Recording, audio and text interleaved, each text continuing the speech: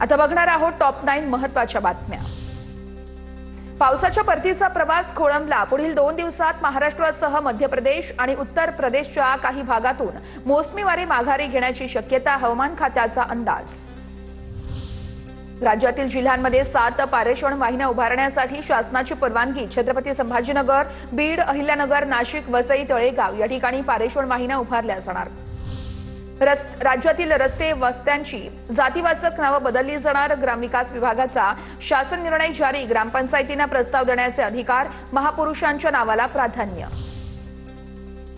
धरण क्षेत्रात मद्यपान करण्यास जलसंपदा विभागाची मुभा। मद्यपानाला परवानगी दिल्यानं चर्चांना उधाण, तर मद्य परवान्याला परवानगी दिल्याचा शासन निर्णय। महत्त्वाच्या 146 ठिकाणी विभागाची विश्रामगृह। औषध निरीक्षकच नाहीये तर कफ सिरप उत्पादन तपासणी कोण करणार? राज्याच्या अन्न औषध प्रशासन विभागाकडे पुरेसा अधिकारी वर्ग नसल्याचं समोर। 200 औषध निरीक्षकांची पदं मंजूर असतानाही सध्या केवळ 45 अधिकारीच कार्यरत। तमिळनाडूमधील विजय थालापतीच्या रॅलीतील चेंगराचेंगरी प्रकरणी आज सुप्रीम कोर्टात सुनावणी होणार। घटनेची सीबीआय चौकशी करण्याची याचिकेमध्ये मागणी।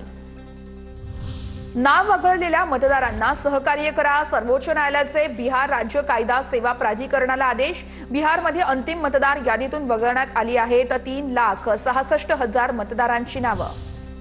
बँकांकडून ऑनलाईन सेवांसाठी शुल्क वाढवण्याची तयारी सुरू। 1 नोव्हेंबरपासून बँकांकडून सुरू होणार अंमलबजावणी। ग्राहकांना मोठा फटका बसणार। ब्रिटनमधील प्रमुख 9 विद्यापीठांचे कॅम्पस लवकरच भारतात सुरू केलं जाणार। पंतप्रधान नरेंद्र मोदी आणि ब्रिटनचे पंतप्रधान कीर स्टारमर यांची घोषणा।